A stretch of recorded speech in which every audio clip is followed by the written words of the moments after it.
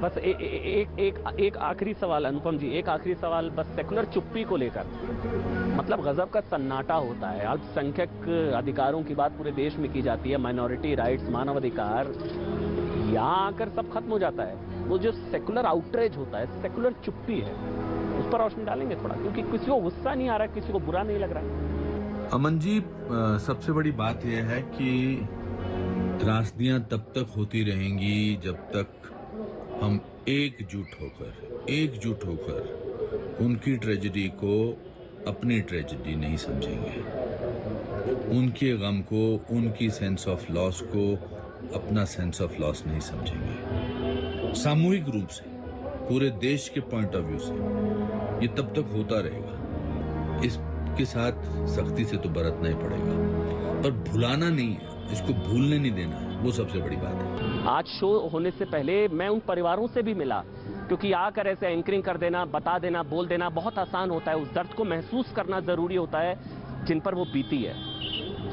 मैं सुपिंदर कौर के घर गया, मैं उन परिवार वालों से मिला, मैं निशब्द था क्योंकि मेरे पास कुछ था नहीं कहने को, लेकिन उनके भाव आप तक पहुंचाना मेरे लिए बहुत जरूरी था।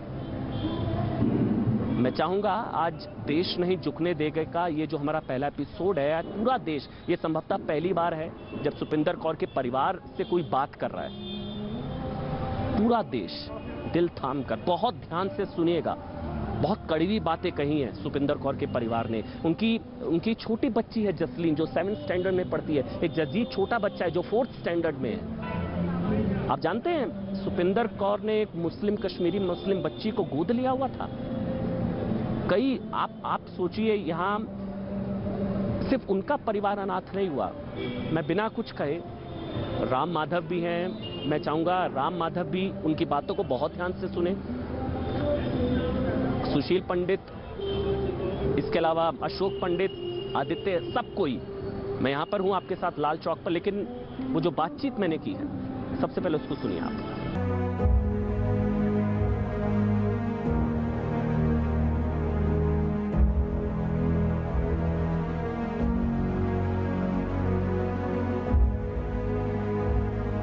बोलती थी, मेरे गुरु नानक देव जी ने कहा है, काल खाट के छत्थों दे, नानक राह पछाड़े से। एक बार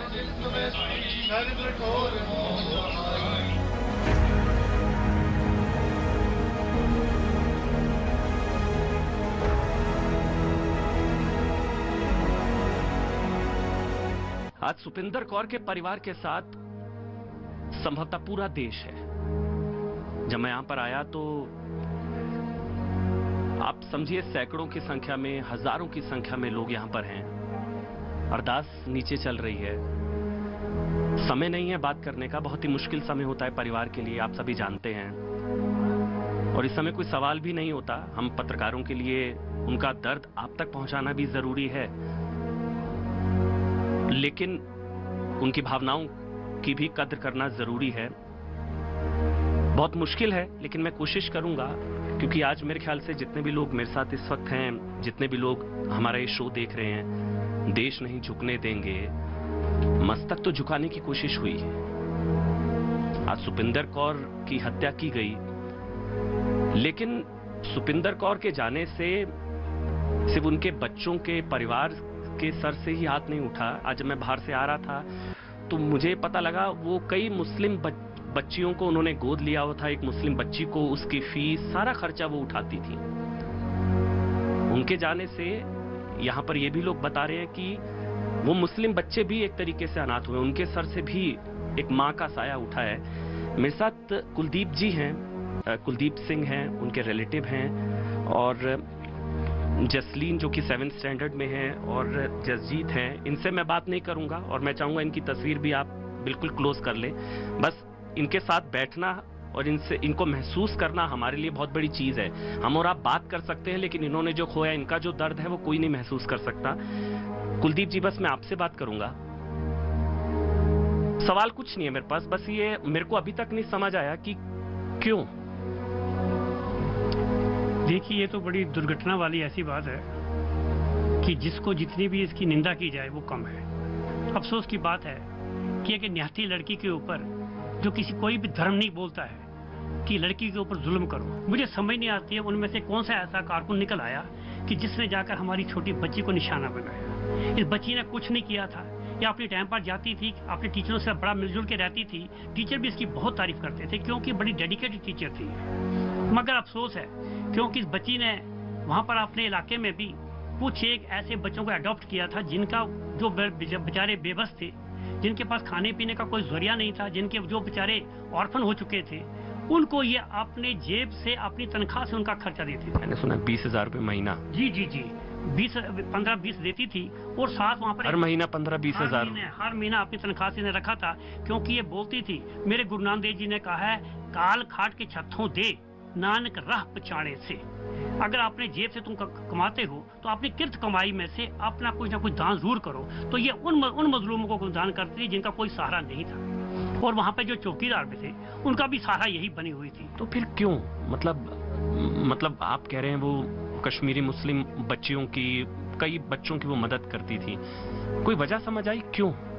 इस वक्त गवर्नमेंट की तरफ से या किसकी तरफ से प्रेस में दिया गया है कि उसने 15 अगस्त को नेशनल फ्लैग फर्ल किया था वहां पर 15 अगस्त के दिन पर। लेकिन अफसोस की बात यह है, ये भी झूठी खबर कैसे लोगों ने फैला दी सारे देश में, मुझे समझ नहीं आती है। अगर उन्होंने ये बहाना बना लिया कि इसने फ्लैग अनफर्ल किया वहां पर, या फ्लैग का झंडा लहराया गया 15 अगस्त को, ये उसका टारगेट बनाया गया, क्या यहाँ पर किसी और मुसलमान ने ऐसा नहीं किया? क्या ऐसे नहीं किया? हमारे यहाँ पर कई लोगों ने, कई टीचरों ने, हर डिपार्टमेंट में वो झंडे लहराए गए, हालांकि इसने लहराया नहीं, फिर भी ये टारगेट बनी। जिन्होंने लहराया उनको कुछ नहीं किया गया। फिर क्या पहले कोई धमकियां कुछ इस तरह का? नहीं, ऐसा कभी नहीं हुआ, कभी कुछ नहीं ऐसा हुआ था इसके साथ, ना हुआ था तो ना होता कभी आया, क्योंकि ये बड़ी पोलाइट थी, ये हर के साथ मिलजुल के रहती थी, हर एक मजहब को रिस्पेक्ट करती थी, और इसके सिर्फ इसके ऊपर एक ही जो चीज लगी हुई है दिखाता है कि वो उस बेचारी न्याथी को बिना वार्निंग दिए, बिना कुछ किए जाकर मार दिया गया, और 3 गोलियां इसके ऊपर शॉट की गई जब अपनी चेयर पर बैठी हुई थी। और ये भी सुनने में आया बाद में पुलिस के थ्रू से कि वो इनको आइडेंटिफाई किया गया, उन 3 आदमियों ने जो हथियार लेकर इनके पास पहुंचे थे, आइडेंटिफाई किया गया। बताइए नॉन मुस्लिम कौन है और मुस्लिम साइड वाले कौन है? नॉन मुस्लिम को अलग किया गया, और ये दो, एक पंडित और ये सरदार थी, इन 2 को ही टारगेट अलग रखा गया और इन दोनों को निशाना बना के चले गए। कितनी अफसोस की बात है, कितनी शर्म की बात है कि एक लड़की के ऊपर ऐसा हथियार उठाना, लड़की के ऊपर ऐसा जुल्म करना। क्या अगर ऐसा था तो कम से कम उसको पहले बोलते, वो कहते कि तुम यहाँ से चले जाओ, कुछ कह देते तो हम बोलते हमने पहले कहा था भाग जाओ यहाँ से, ठीक है, लेकिन बेचारी ने कुछ किया भी नहीं। कितनी अफसोस की बात है, रोना आता है कि इस छोटी लड़की को उसने चेयर पर बैठे बैठे उसको गोली मार दी।